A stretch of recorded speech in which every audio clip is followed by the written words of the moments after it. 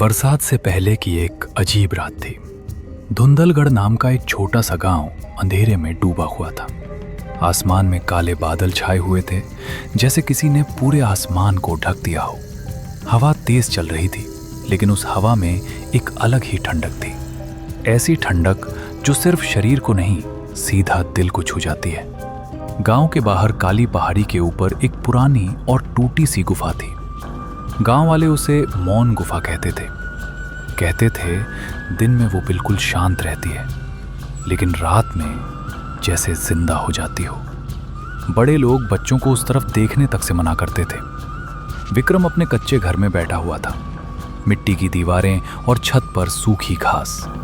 उसकी पत्नी गौरी चूल्हे पर खाना बना रही थी।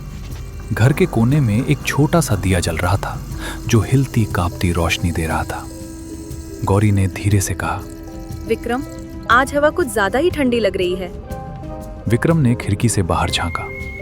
पहाड़ी की तरफ से आ रही है, शायद मौसम बदलने वाला है। तभी घर के बाहर से एक आवाज आई, रोने की आवाज, लेकिन इंसान जैसी नहीं। गौरी के हाथ से चम्मच गिर गया।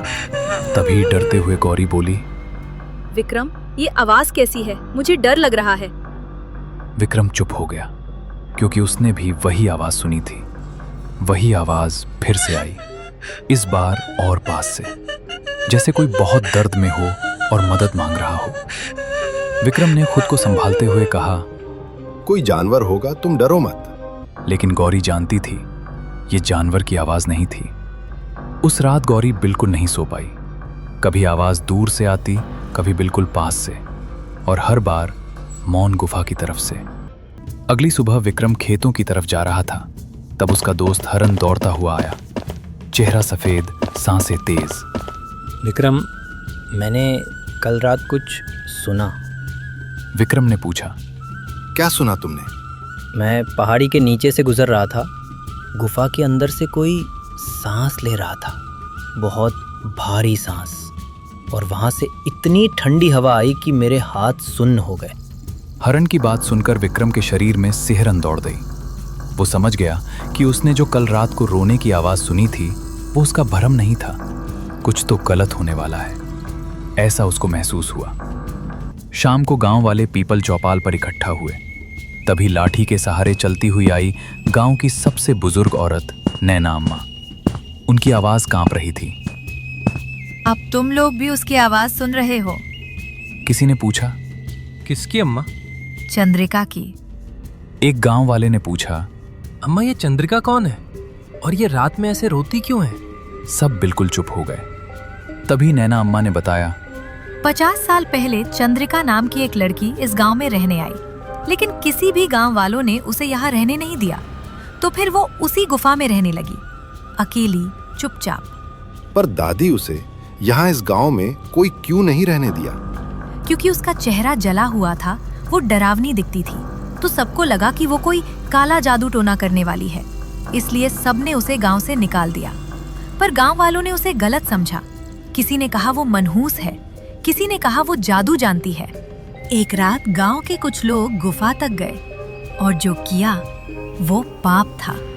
जब वो लोग गुफा के अंदर गए तो देखा कि चंद्रिका अधमरी हालत में जमीन पर पड़ी थी, तड़प रही थी और सबसे मदद की विनती कर रही थी। लेकिन किसी ने उसकी मदद नहीं की। चंद्रिका मरी नहीं थी, लेकिन उसे मरने के लिए छोड़ दिया गया था। वो तड़पते तड़पते मर जाती है और उसकी आत्मा उसी गुफा में कैद हो जाती है। उसकी आखिरी चीख आज भी पहाड़ी में बंद है। ये सब सुनने के बाद सब लोग अपने अपने घर चले गए।